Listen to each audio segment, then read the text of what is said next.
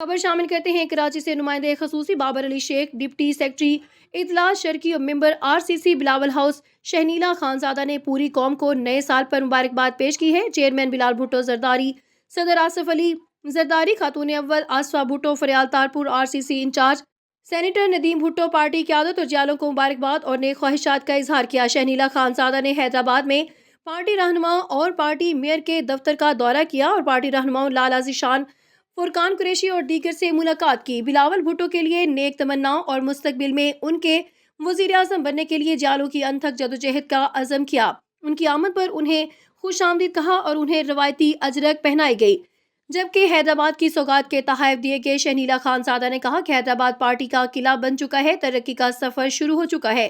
Double taker بس سے کراچی کا حسن بنے گی۔ پارٹی کے لیے قربانیاں جالوں کا شیوا ہے۔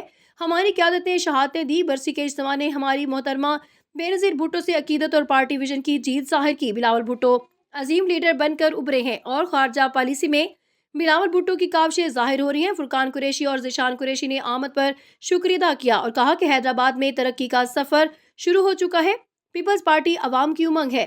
شہنیلا خانزادہ نے کہا کہ بلاول بھٹو ہی عوام کی چوائس ہے اور ان کا وزیر اعظم بننا عوام کی خواہش ہے۔ وہ محترمہ کی طرف سے روزگار اور سارے ذرائع پیدا کریں گے۔ فرقان قریشی اور لالہ ذیشان کی پارٹی خدمات کو سراہا، جبکہ ڈپٹی میئر اور میئر کی کاوشوں کو پارٹی ویژن کی جیت قرار دیا۔